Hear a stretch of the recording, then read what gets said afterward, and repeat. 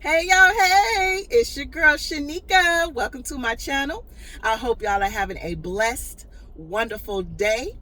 I'm going to get right to it. I got a good old story from my women's devotional Bible, and it is called From Cowardice to Compassion. But first, I'm going to read an excerpt from 2 Timothy chapter 1, verse 7, and it reads, "For God did not give us a spirit of timidity, but a spirit of power, love, and of self-discipline." Story, From Cowardice to Compassion. 3-1. That's God's ratio for success. According to 2 Timothy chapter 1, verse 7, a trio of God's given attributes, power, love, and self-discipline, offsets one characteristic that doesn't come from him: timidity. The Greek word translated here as timidity also means fear or cowardice. Can you relate? Who hasn't shrunk back like the cowardly lion in The Wizard of Oz when faced with opposition or an opportunity to speak about God to others? I know I did. God told me for a whole year before I started YouTube that I needed to get on YouTube and spread his good news, talk about my testimony and spread his word. And I was definitely a coward. I was like, ain't no way, me? You trying to use me to speak your word? I'm not qualified. Yep, I was a cowardly lion. But here's a refreshing perspective when confronting our own cowardice. Rather than looking at people with fear, we can see them as Jesus did. And that was hard for me to do. It took me like 3 months in that particular lesson. He was willing to go out and seek each one like a shepherd looks for a lost sheep. He saw each person's potential to become a child of God. We should see each other not as a foe or an enemy, but as a potential brother or sister. Do you see the difference such a change in perspective could make? If we're not looking at each other as enemies and being racist and prejudiced towards one another, look at each other as God sees us. We're all of God's children, no matter our skin color or where we're from. We're all one in God's eyes, and we're all brothers and sisters, and that's how we should see each other.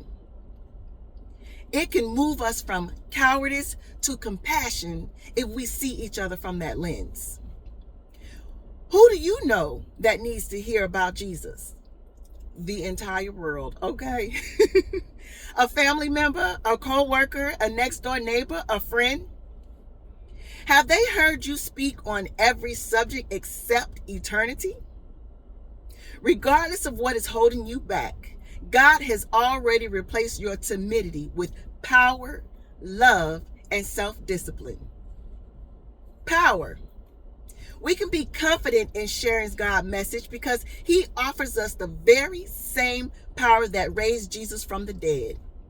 Paul reminded the Corinthians that he came in truthful speech and in the power of God, and that's from 2 Corinthians chapter 6, verse 7.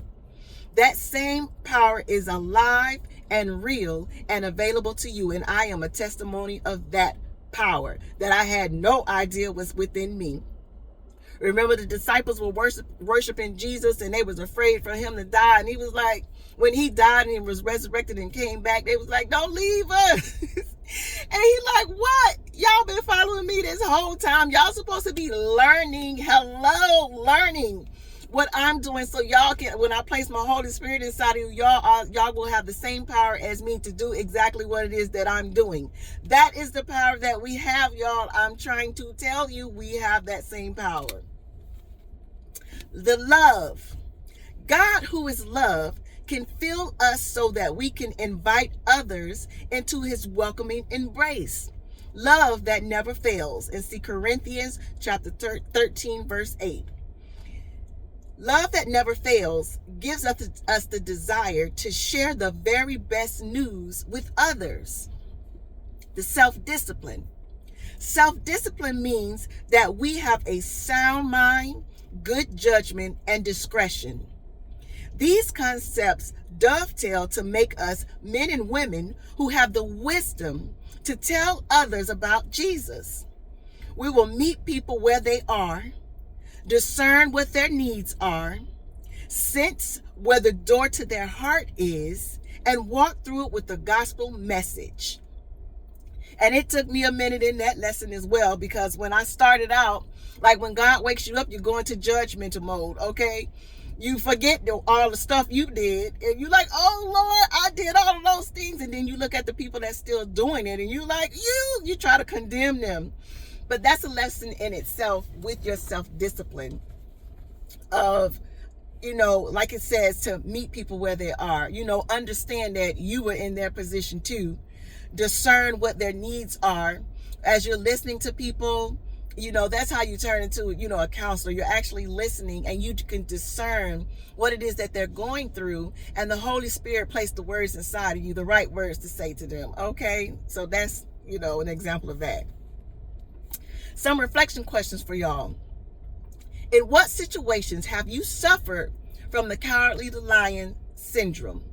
And for me, like I told y'all, it was when God told me to get on here and spread his good news, okay? Preach and teach his word and share my testimony. And I was like, ain't no way. I'm an introvert. I don't do people like that. And you want me to get on YouTube on this platform where the world can see? Are you serious? It took me a year. Anywho, second reflection question. How does it make you feel to know that God has given you a spirit of love, power, and self-discipline? When God placed those attributes inside of me, I was in my most broken state. And it took me some lessons. I'm like, how you want me to love these people that did these things to me? You want me to love and forgive and have compassion? God wanted me to see everyone the way he saw them, especially the ones that hurt me the most. When he revealed what people had done to me since I was a child, I was like, you want me to love these people the way you do? How you want me to see these people the way you see them after what they did to me? And God was like, yep. That's where that self-discipline came in, okay?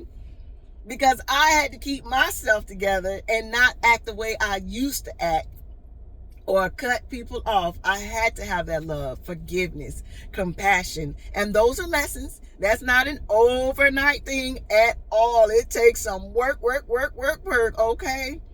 But when you have the Holy Spirit inside of you, that's that power, that force within you that gives you that strength and love and self-discipline and that compassion and forgiveness for those people, okay? You have to invite the Holy Spirit inside of you to look your enemies in the face and continue to love them, do for them, have compassion for them. Even if you know they still being grimy behind your back, you can look them in the face and look them right in their face and have a smile and love them and be like, I know God got me and he gonna get you too. Anywho, the last question I have for y'all is, how would your perspective change if you knew you had only a month or a day left to tell those you love about Jesus? For me, when I awakened, I was not able to share my walk with a lot of people. Even though they said they go to church, they read the word, they be telling me to pray, I found out that a lot of people did not have a relationship with God. They knew of him, but didn't have a relationship with him. And so it was difficult for me to talk about the Lord, talk about the Bible, talk about Jesus, talk about my journey, because they would become jealous or envious. Like, how dare you have this type of relationship? How do you know this? How do you know that? Or they would just completely shut the door. I don't want to hear that. I ain't ready to change the way you change. I'm like, but you go to church. What? Anywho, so my way of expressing my love about Jesus, God, and the Holy Spirit is through here on YouTube. Those that have an ear, they will hear. Those that want to see, they will see. They will gravitate towards my channel and they will watch, because the Holy Spirit will lead them to do so, and they will hear my word. So my family and my friends, they don't want to hear my word in the flesh. They don't want to hear me on the phone or in my face telling them about what I'm going through with God. But if they want to hear, they can come on YouTube, okay? Anywho, thank y'all so much. From cowardice to compassion, okay? The power of love, power, and self-discipline is what God gives us, okay? Thank y'all so much. I love y'all. God bless y'all. Please like, share, and subscribe, and leave your comments below. Y'all have a blessed, wonderful day. Thank you. Bye.